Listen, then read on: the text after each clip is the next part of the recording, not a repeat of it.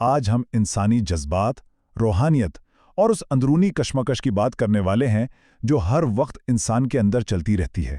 چلیے سیدھا مدے پر آتے ہیں اور ایک بہت ہی بنیادی سوال سے شروعات کرتے ہیں۔ کیا انسان پیدائشی طور پر ہی خطاکار، گناہگار اور بگڑا ہوا ہوتا ہے؟ یا پھر جب کوئی اس دنیا میں آتا ہے تو وہ بالکل پاک، مکمل اور ٹھیک حالت میں ہوتا ہے؟ دیکھیں، یہ صرف کتابی باتیں نہیں ہیں، بلکہ یہ اس چیز کا تعین کرتی ہیں کہ انسانیت کو کس نظر سے دیکھا جائے۔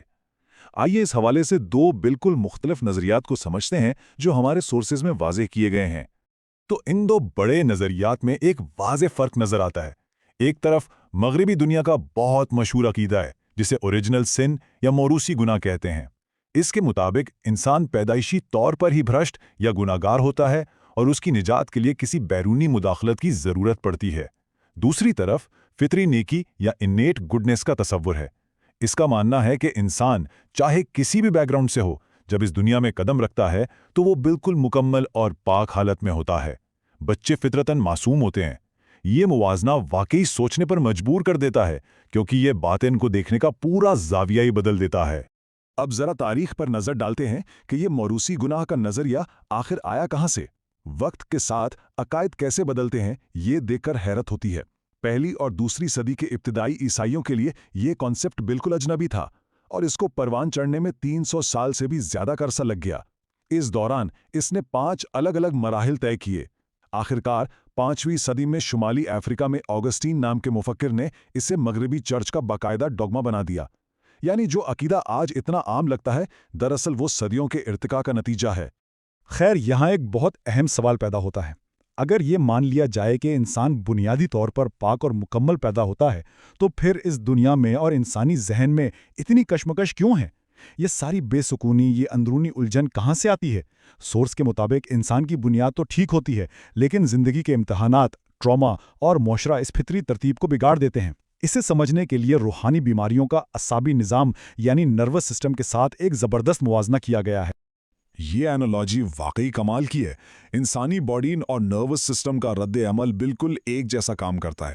ہوتا یہ ہے کہ جب کوئی ٹراما یا صدمہ ہوتا ہے تو ہمارا اعصابی نظام فوری طور پر شارٹ ٹرم سروائیول موڈ میں چلا جاتا ہے۔ وقتی طور پر تو یہ ضروری ہے، لیکن لانگ ٹرم میں بالکل نہیں۔ نظام خود کو بچانے کے لیے احساسات کو بلاک کر دیتا ہے یا شٹ ڈاؤن ہو جاتا ہے، اور اگر پراپر گائیڈنس نہ ملے تو ایک طویل مدتی خرابی پیدا ہو جاتی ہے۔ ٹھیک اسی طرح زندگی کے صدمات ہماری اس پاک روحانی ترتیب کو بلاک کر دیتے ہیں اور واپس نارمل حالت میں آنے کے لیے رہنمائی کی ضرورت پڑتی ہے۔ سیکشن 7، ذات کی ساخت، نفس سے ملاقات۔ آئیے اسے سمجھتے ہیں اور آگے بڑھتے ہیں۔ سورس نے عربی لفظ نفس کی بہت ہی دلچسپ وضاحت کی ہے۔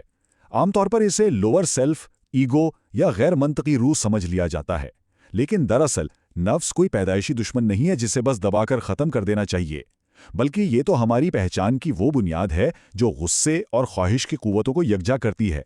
یہ بالکل وہی کچی، را حالت ہے جو چھوٹے بچوں کے رویے میں واضح نظر آتی ہے۔ شروع میں یہ مسائل پیدا کر سکتی ہیں، پر تربیت سے اسے منطقی اور ٹھیک بنایا جا سکتا ہے۔ سیکشن 9، دو اہم قوتیں، خواہش اور غصہ۔ چلیے ان کے بارے میں تفصیل سے بات کرتے ہیں۔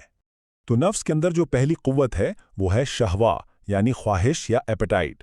اکثر اسے نیگیٹو لائٹ میں دیکھا جاتا ہے، لیکن سورس نے واضح کیا ہے کہ خواہش کوئی شیطانی یا بری چیز نہیں ہے۔ یہ ایک بہت ہی پازیٹیو اور ایسنشل ڈرائیو ہے۔ یہ وہ اندرونی طاقت ہے جو زندگی گزارنے اور جسمانی ضروریات پوری کرنے کی طرف رہنمائی کرتی ہے۔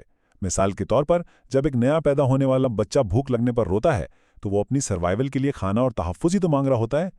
یہ خواہشات زندگی کے لیے انتہائی لازمی ہیں، اور جب اس خواہش کو عقل اور علم کے ذریعے ٹھیک سمت میں ڈھالا جاتا ہے تو یہ ایک بہت ہی اعلیٰ مقام حاصل کر لیتی ہے جسے مصلحہ کہتے ہیں۔ مصلحہ کا مطلب ہے آفاقی فائدہ اور یونیورسل ویل بینگ۔ یعنی جب خواہش پراپرلی ڈیولپ ہوتی ہے تو یہ صرف ذاتی مفاد تک محدود نہیں رہتی، بلکہ اس قابل بنا دیتی ہے کہ تجزیہ کیا جا سکے کہ سب کی مکمل فلاح اور بہتری کس چیز میں ہے۔ اب آتے ہیں دوسری طرف جہاں مفسدہ کا کانسیپٹ ہے۔ اس کا مطلب ہے نقصان، زوال یا فساد پیدا کرنے والی چیزیں، اور ان سے نپٹنے کے لیے ہمارے اندر جو ٹول رکھا گیا ہے وہ ہے غصہ۔ جی ہاں، خواہش کی طرح غصہ بھی فطرتاً برا نہیں ہے۔ یہ ایک نہایت ضروری فطری ٹول ہے جس کا کام ان خطرات کو دور بھگانا ہے جو ہماری زندگی، صحت یا طاقت کے لیے نقصان دہ ہو سکتے ہیں۔ اگر غصہ پراپرلی گائیڈڈ ہو تو یہ سب سے بڑا محافظ بن جاتا ہے۔ ان دونوں قوتوں کا کردار بالکل متوازی چلتا ہے۔ ایک طرف خواہش ہے جس کا بنیادی کام اپنی ضروریات تلاش کرنا ہے اور مناسب رہنمائی سے یہ مصلحہ یعنی فائدہ لاتی ہے۔ دوسری طرف غصہ ہے جس کا کام نقصان کو دور کرنا ہے اور رہنمائی کے ساتھ یہ مفسدہ یعنی نقصان کو پہچان کر اسے روکتی ہے۔ سورس کے مطابق عظیم مفکرین کا ماننا ہے کہ اسلامی قوانین کی بنیاد و روح ہی یہی ہے، فائدہ حاصل کرنا اور نقصان کو دور کرنا، اور اس کام کو انجام دینے کی صلاحیت انہی دو بنیادی قوتوں میں رکھی گئی ہے۔ سیکشن 14 بادشاہت کا استعارہ، دل کے سپاہی۔ آئیے اس بے مثال انالوجی کو دیکھتے ہیں۔ یہاں پر مشہور مفکر امام الغزالی کا ایک نہایت ہی گہرا اور خوبصورت قول نقل کیا گیا ہے۔ خواہش اور غصہ دل کے سپاہی ہیں۔ یہ استعارہ پوری پکچر کلیئر کر دیتا ہے۔ یہ دونوں فورسز پیدائشی خامیاں یا دشمن نہیں ہیں جنہیں دبا دینا چاہیے، بلکہ یہ ایسے محافظ ہیں جنہیں دل اور ذات کی حفاظت کے لیے بنایا گیا ہے۔ یہ ان فوجیوں کی طرح ہے جو ریاست کے دفاع کے لیے بارڈر پر کھڑے ہوتے ہیں۔ لیکن ہمیشہ یاد رکھنے کی بات یہ ہے کہ سپاہی آخر سپاہی ہوتے ہیں۔ ان کا کام حکم ماننا اور ایکشن لینا ہے۔ ان میں خود سوچنے یا اسٹریٹجی بنانے کی صلاحیت نہیں ہوتی۔ اگر انہیں بغیر کسی کمانڈ کے آزاد چھوڑ دیا جائے تو وہ اسی بادشاہت کو تباہ کر سکتے ہیں جس کی حفاظت کے لیے انہیں رکھا گیا تھا۔ اس لیے انہیں ڈسپلن اور عقل کی سخت رہنمائی کی ضرورت ہوتی ہے۔ خواہش اور غصے کا ٹھیک استعمال تبھی ممکن ہے جب کوئی مرکزی طاقت انہیں گائیڈ کر رہی ہو۔ اور اسی پر ہم اس ایکسپلینر کو کنکلوڈ کرتے ہیں۔ ہم نے یہ تو سمجھ لیا کہ خواہش اور غصہ دل کے سپاہی ہیں، لیکن سوچنے کی بات یہ ہے کہ ان اندرونی سپاہیوں کو کمانڈ کرنے والا وہ جنرل آخر ہے کون؟ وہ کیا چیز ہے جو اس ساری بادشاہت کو تباہی سے بچائے ہوئے ہے؟ کیا وہ عقل ہے، علم ہے، یا دنیا کی بھیڑ میں کھوئی ہوئی کوئی اور حقیقت؟ اس سوال کا جواب تلاش کرنا نہایت ضروری ہے اگر کوئی اپنے اندرونی فساد کو ختم کر کے اپنی حقیقی فطرت کو پہچاننا چاہتا ہے۔ باطن کی فتح دراصل اسی جنرل کو تلاش کرنے میں چھپی ہے۔